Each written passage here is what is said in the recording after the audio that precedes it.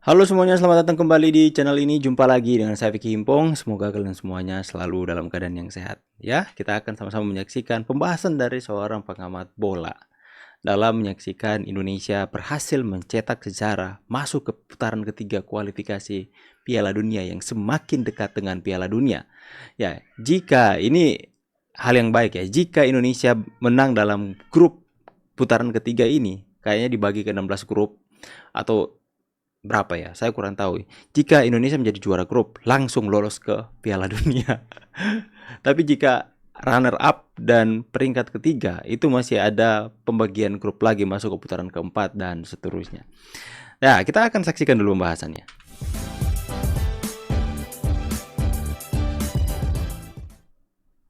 Salam sepak bola, teman-teman netizen atau warganet yang saya hormati semuanya. Selamat bergabung kembali ke konten terbaru dari channel YouTube Triple B. Dan di konten terbaru malam hari ini sudah jelas dan pasti saya ingin memberikan analisa dari pertandingan babak kualifikasi Piala Dunia tahun 2026 zona Asia round 2 dari grup F antara Indonesia versus Filipina yang berakhir untuk kemenangan Indonesia dengan skor 2-0. Dengan hasil akhir ini berarti Indonesia membuat sejarah karena berhasil lolos ke round 3 babak kualifikasi Piala Dunia tahun 2026 zona Asia sebagai runner up dari grup F. Dan selain itu juga teman-teman, Indonesia hanya kalah 2 kali di fase grup di round 2 ini dengan kekalahan lawan Irak dua-duanya. Yang pertama di kandang Irak dengan skor 5-1 ya, kekalahan yang telak, dan kemudian sebelum pertandingan lawan Filipina malam hari ini Indonesia juga menyerah dari Irak dengan skor 0-2.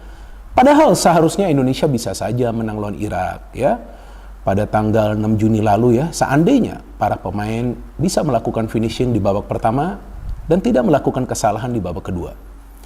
Maka itu Indonesia bisa menang lawan Filipina karena para pemain bermain dengan cara yang sederhana. Apa itu cara yang sederhana? Pada saat mereka menguasai bola, mereka akan cepat memberikan bola tersebut ke rekannya yang sudah mencari ruang.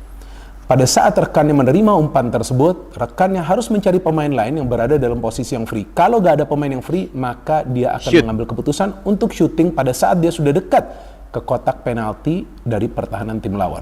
Dan selain itu juga, kalau kita perhatikan jarak di antara para pemain timnas Indonesia itu dekat, sehingga mereka jarang sekali kehilangan penguasaan bola. Maka itu kalau secara statistik, Indonesia unggul segalanya, baik dari ball possession sampai ke jumlah peluang. Dan memang lawan kita malam hari ini adalah Filipina. Tapi jangan lupa, ini juga adalah Filipina yang sama yang menyulitkan Vietnam di kandang Vietnam Ya, yang 3-2 hampir ya. saja mereka mencuri poin. Jadi saya pikir ada baiknya juga kita mengapresiasi kerja keras dari para pemain. Dan seandainya juga pertandingan lawan Irak itu dimainkan pada malam hari, maka feeling saya staying power dari para pemain kita akan sama seperti yang mereka tunjukkan di pertandingan malam hari ini. Tapi ya udah, yang penting kan Indonesia bisa lolos ke babak selanjutnya dan membuat sejarah. Dan Indonesia membuka mata dunia karena Indonesia menjalankan proses yang sangat lama untuk bisa naik level. Itulah yang kita semua inginkan kan. Dan juga saya ada membuat konten preview untuk pertandingan ini. Ya, memang viewsnya gak banyak. Tapi jika teman-teman belum nonton dan belum mendengarkan analisa saya di konten tersebut, silakan kalian bisa klik konten tersebut dan mendengarkan analisa saya. Karena di konten tersebut saya jelaskan dan tegaskan, kalau Indonesia mau menang lawan Filipina, para pemain harus bermain dengan high tempo, tempo tinggi dari menit pertama, dan cepat mengalirkan bola. Ya kan, seperti yang tadi saya katakan, cepat aja passing itu bola. Dan juga saya harapkan akan ada banyak shooting-shooting dari luar kotak penalti. Ternyata gol pertama Indonesia malam hari ini adalah karena ada shooting dari luar kotak penalti dari sang profesor Tom Hay. Dan saya juga mengatakan saya harapkan Indonesia bisa mencetak juga gol dari situasi bola mati alias set piece. Karena lawan Irak kita juga punya beberapa peluang dari set piece, dan ternyata gol kedua kita malam hari ini juga dari set piece. Jadi 2 gol dari Indonesia malam hari ini adalah berkat kerjasama di antara para pemain. Karena jika teman-teman perhatikan gol pertama dari Tom Hay itu juga karena ada passing dari pertahanan atau dari lini tengah ya, tapi secara dalam itu passingnya dari dalam itu, dari Nathan Choaon. Kemudian Nathan juga yang memberikan umpan kepada Rizky Ridho. Ya kan? Dan seperti yang pernah saya jelaskan berkali-kali, tanpa adanya pemain-pemain diaspora Indonesia, gak mungkin permainan dari Indonesia akan naik level. Gak mungkin.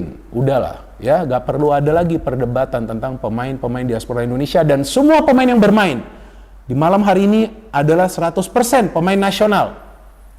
Ya, jangan lagi kita bedakan pemain keturunan Indonesia atau kita bedakan dengan pemain lokal. Enggak, semuanya 100% pemain nasional. Bahwasannya ada pemain diaspora Indonesia, tapi dia sudah merupakan pemain nasional karena dia sudah punya paspor Republik Indonesia.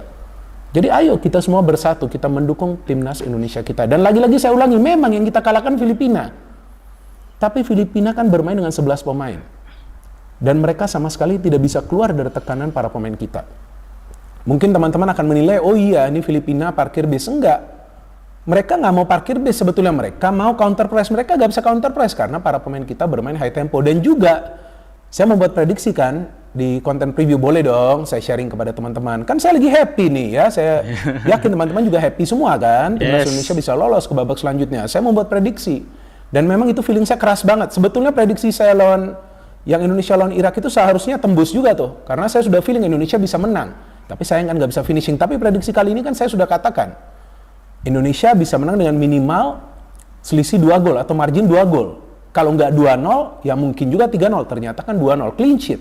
Walaupun Hernando Ari itu ngeri-ngeri sedap juga ya. Salah juga itu dia mengontrol bola. Ya udah, inilah yang harus menjadi catatan tersendiri bagi Hernando Ari ya. Harus kuat mental kamu Hernando Ari. Dan juga satu pemain yang saya lihat permainannya belum berubah, yakni Marcelino Ferdinand. Ya, tapi saya juga udah nggak mau lah kritik terus pemain ini. Saya sudah capek juga. Saya nggak tahu kapan dia akan belajar untuk cepat bagi itu bola ya. Bola ini tidak boleh dibawa pulang, Marcelino. Tolong kamu cepat bagi ini bola. Ya udah, bagus timnas Indonesia bisa menang dengan skor 2-0, tapi permainan kamu tuh sebetulnya bisa jauh lebih baik. Bagi itu bola cepat. Jangan terlalu lama menguasai bola. Pemain-pemain lain itu dapat bola oper. Boleh juga kita coba untuk mencetak gol, tapi harus juga pintar melihat ada rekan lain yang free atau enggak. Tapi anyway, yang penting timnas kita kan bisa menang. Tapi catatan itu bagi Marcelino itu sangat penting. Dia harus bisa introspeksi diri dengan cara dia bermain. Karena sebetulnya dia bisa mencetak tadi minimal 1 gol. Ini kritik yang membangun ini. Dan dia mendapatkan 2 peluang kan. Artinya ya pada saat para pemain kita itu bermain kolektif ya, bermain kompak, ya nggak ada tim yang bisa mengalahkan Indonesia. Apalagi pada saat bermain di kandang kita sendiri. Lawan Irak kita bermainnya kolektif, tapi finishingnya nggak bisa. Kemudian banyak kesalahan di lini pertahanan. Tapi lawan Filipina itu, para pemain kita gaspol dari menit awal. Ditekan terus itu para pemain Filipina, ya kan?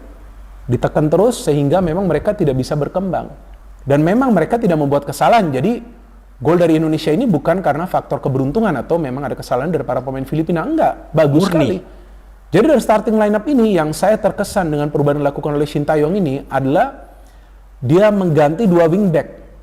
Betul kan? Jadi yang dia turunkan adalah Verdong dan juga di sebelah kanan Asnawi. Untuk apa? Dia harus punya 2 pemain yang cepat. Cepat untuk menyerang dan cepat untuk kembali bertahan. Dan itu berhasil. Yes. Kemudian Jay Itzes yang bermain kan menggantikan Jordi Amat. Di depan dia tetap pertahankan tuh 3 pemain. Dan Marcelino tidak bermain sebagai penyerang sayap sebelah kanan. Enggak. Dia bermain sebagai false nine. Maka itu saya lihat Rafael Strijk lebih bagus dan beberapa kali memberikan umpan-umpan kunci. Sekali itu dia memberikan umpan kunci kepada Kelvin Verdong di tiang jauh yang dia shooting, hampir saja gol. Oh, ternyata nih penjaga gawang dari Filipina adalah pemain Persib Bandung ya, Kevin Rey Mendoza. Ya, ada juga beberapa saves yang dia berhasil lakukan. Tapi kan kita bisa melihat dengan starting lawan yang diturunkan oleh Sintayong, dia memang tidak ingin mengganggu chemistry di antara para pemain yang sebetulnya sudah bagus lawan Irak di babak pertama. Dan kita lihat para pemain kita sebetulnya di menit-menit awal tuh sudah bisa menciptakan banyak peluang. Marcelino peluang pertama itu di menit ke-7 atau 8 yang hampir dia mencetak gol pada saat dia mendapatkan umpan dari Tom Hee. Jadi di babak pertama itu secara keseluruhan para pemain timnas kita bisa menciptakan 5 peluang yang berbahaya. Dan itu gol dari Tom Hee sangat krusial karena Indonesia tidak boleh menyelesaikan babak pertama dengan skor 0-0. Enggak, harus unggul minimal 1-0. Gak perlu mencetak gol di menit ke-5, tapi ya harus mencetak gol di babak pertama. Dan itu berhasil mereka lakukan. What a placing from Tom Hee. Inilah kualitas. Ya kan? Dia shooting, dia dapat ruang, tapi dia tidak menyia-nyiakan peluangnya. Ini shooting dari luar kotak penalti dia yang kedua loh, yang dia berhasil mencetak gol akhirnya. Ini yang memecah kebuntuan para pemain kita lebih gila lagi mainnya. Dia bisa melihat Filipina situasi sudut yang dari tekanan para kosong. pemain kita. Tenang sekali. Dan para pemain Filipina juga ya bagusnya mereka tidak bermain kasar ya. Jadi saya pikir bagus juga nih dan mereka memang tidak give up. Mereka terus coba untuk counter press tapi kalah. Kan saya sudah jelaskan juga di konten preview dari segi materi kalah, mereka jauh di bawah kita. Sebetulnya Irak juga itu mereka kan nggak bawa pemain-pemain utama mereka kan.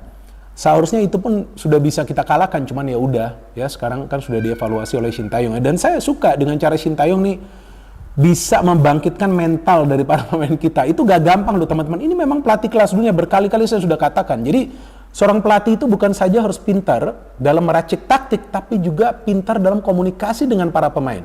Saya yakin komunikasi Shin Tae-yong dengan para pemain ini bagus banget.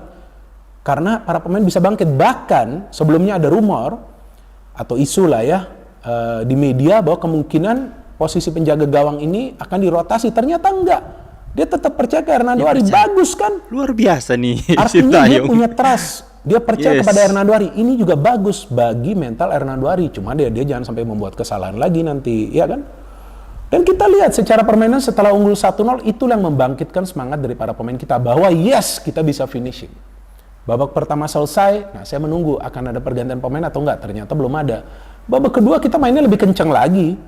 Dan akhirnya kan bisa mencetak gol melalui Rizky Ridho. Luar biasa ini golnya karena Nathan yang memberikan umpan melengkung Rizky Ridho. Oke, sangat menarik sekali pembahasan dari Bung Binder kita satu ini, teman-teman. Jika ingin menyaksikan full pembahasannya, saya sertakan linknya di deskripsi.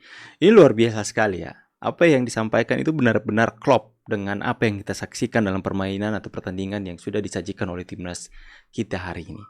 Ya, tapi satu yang benar-benar menancap di hati saya itu bagaimana seorang coach Shin Tae-yong itu mungkin kalau misalnya coach orang kita, sudah jengkel sama Fernando Ari karena membuat kesalahan sehingga menghasilkan gol, saya tidak akan berikan kamu percayaan lagi. Tapi apa?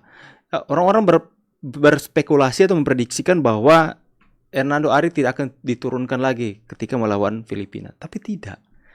Karena dia memberikan kepercayaan. Dia memberikan second chance, kesempatan kedua kepada Fernando Ari.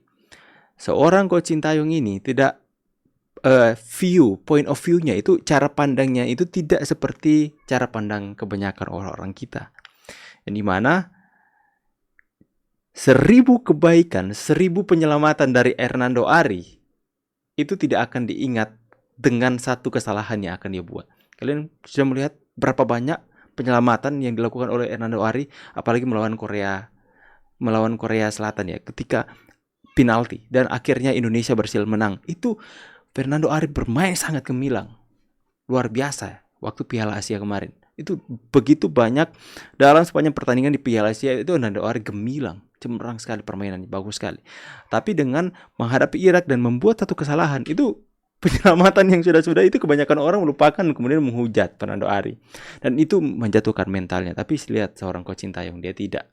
Dia tahu ini anak ini potensinya luar biasa. Hanya dengan satu kesalahan kecil itu tidak akan menghilangkan kepercayaan saya kepada Hernando Ari. Makanya dia berikan kesempatan lagi, nah Indonesia menang. Luar biasa, seorang coach yang internasional seperti ini tuh. Bagaimana pendapat Bung Towel dan kawan-kawannya soal hal ini? Pasti ada aja hal-hal yang buruk yang akan disampaikan ya. Pasti, itu kan Filipina. Tahulah ya. Dimana mereka coach Shin Tae-yong selalu salah.